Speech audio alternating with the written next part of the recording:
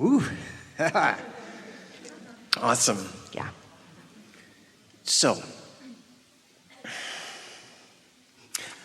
I've been listening to you for about a decade.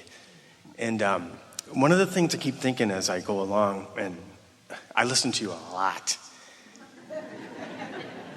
is I always wanted to be able to connect directly to Source the way Esther does. Yeah. So, that's the point, isn't it? Yeah, I would really like to do that.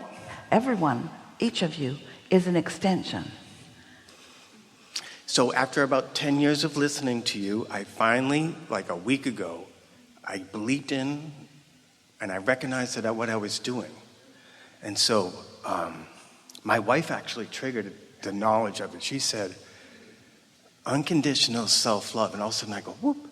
It went in between the cracks, and I swear I tapped in to Source energy, and I got my answers. I realized I was bleeping along a little bit here and there. You do it all the time. You all do it all the time. But I knew I did it that time. That is the point. That is the point. So you're giving us an opportunity to say something we really want to say. And that's the wonderfulness of deliberate intention. When you are clear about what you want, and then it happens, you make the connection. If you're not tending to your intentions, another thing that's important to acknowledge is that there's a space usually of time between the step 1 asking and the step 3 allowing. And that's what makes people often not recognize that the very thing that they ask for came. So I guess my question is, I could probably, how does Esther string that out for 3 hours? Because I did it, I recognized it for 5 seconds, right? It wasn't even 5 seconds, and I knew I had done it in little bits and pieces. But I really appreciate the length of time she can hold that vibration. It's crazy. She had the advantage. She didn't have a lot of things going on. She wasn't rigid in opinions or attitudes or beliefs. She was raised in an environment where she was allowed to think, and she was not force-fed anything. So she was a sort of allowing person to begin with. And then she had the wonderful experience of being with Jerry when this all came about, who had so many questions and such appreciation and expectation of what Esther was receiving. And so they spent a lot of time in those early days and weeks and months and years in conversation. It was his asking and her willingness to allow. Right. And so it could be helpful.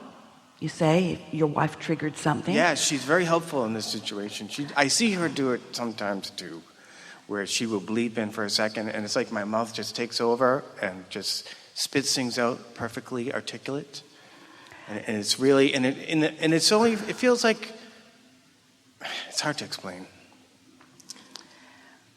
It's hard to explain, but you know it when it happens. So let's talk about what the elements of it are.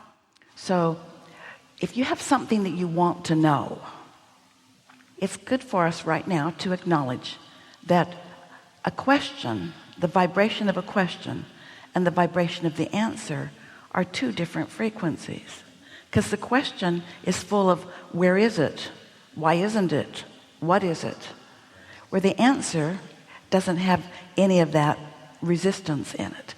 Just like a problem is a different frequency than a solution. So if you are the one asking and you're all wadded up in the question or the problem, then you're not in the receptive mode. So that's why it's helpful to have somebody else with the question while you've meditated yourself into a clear mind. And that's what Jerry and Esther did every time. They meditated, Esther cleared her mind, then he got out his questions and he asked. It's what happens in a forum like this. Esther has been readying herself, wanting to make sure that her mind is clear. Nothing is more upsetting to her than for someone to bring her a problem the day of or even the day before. a gathering like this, because she doesn't want her mind pushing against all kinds of things. In other words, you have to decide that you want to feel good. And those who are up close to Esther know that she has her moments. She's not always in the state of alignment. Don't say anything to anyone, any of you. But when it matters, she can focus herself into alignment, and anyone can. Right. That's where I have to work on that. And so, can you hear what's going on here? There's some taking score. There's some what isness. Even your question has within it, well, it's not working out quite as well for me as it is for Esther, and I'd like to and that just adds to the resistance. And can you hear our answers? Our answers are saying to you, there's no reason for the resistance, but it's okay that there is resistance, and in time there won't be resistance. And sometimes. So another question is, after I realized what I had done and I tapped in, you always say tapped in, tuned on, turned in, whatever. Tapped in, tuned in, turned on. Yes, okay. The future seems so much more moldable now, and the past seems more moldable too. It was like an interesting week. That's because things are only as you perceive them to be. Right, so you change your perception. And your point of attraction. Right. Your point of attraction of your thoughts, your point of attraction of your memory. Let's talk about how the past has changed. The past was full of all kinds of elements, all kinds of components, and it was whatever it was for you. But when you tune into non-physical, when you tune into your inner being, now you are blended with your inner being who is remembering or reviewing your past. Your inner being doesn't look back, but in this active now where you're asking for that, reviewing your past from that perspective. And so the negative aspects that you were focused upon at that time are not what your inner being is focused upon. Right. Now you've hit upon brilliant you, receiving you. You've hit upon exactly what it is that takes you out of that alignment. When you focus upon a facet of something where your conscious human mind is more resistant, is a stronger, more resistant subject, it's harder for you to maintain your alignment. That's why we always say, start with easy things. Start with things that you don't have big wads of resistance about. And you'll come to trust yourself more. So when you say align with your inner being, that's what Esther does, right? She aligns. She aligns with Abraham, who aligns with Abraham, who aligns with Abraham, who aligns with Abraham, who aligns with Abraham, who aligns with Abraham. In other words, there is no ending to this string of infinite intelligence that is non-resistant and willing to talk to you all about whatever it is you want to talk about. And Esther's only work is to not be in the way by focusing on something that keeps her from receiving. Right. That's Same awesome. for you. Same for all of you. Right. Esther's an example of deliberate alignment. So here are the things. Be nice to yourself. Be easy about it. Start with things that are easier. Acknowledge when it is happening. Spend no time thinking about when it isn't. That's where I get messed up. Well, isn't that true of almost every subject? But just cut it out. All right. And you'll enjoy it more and more and more and more and more and more and more as it goes. Esther had this wonderful attraction of Jerry. It's like Jerry's step 1, he's asking. We're step 2, Abraham, we're answering. And Esther step 3, she's letting it in. And it made for a very nice mix, you see.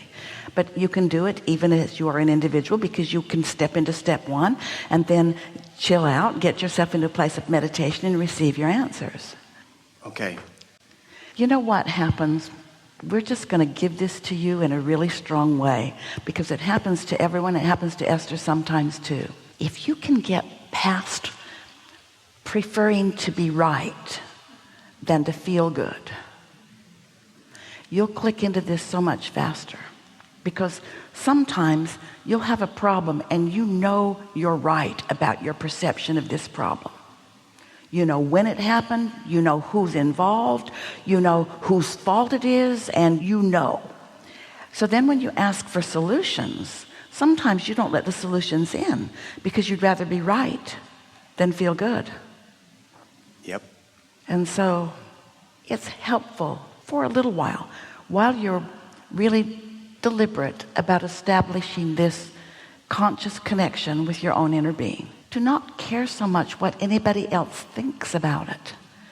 Esther made Jerry promise he wouldn't tell anyone about this. And for a long time, he kept his promise to her because she didn't want anybody to know what a freaky thing was going on. So you have to leave the peanut gallery out of the equation and just let your relationship with your inner being be what matters in regards to all things, not just that. Okay, awesome. Thank you. Yeah.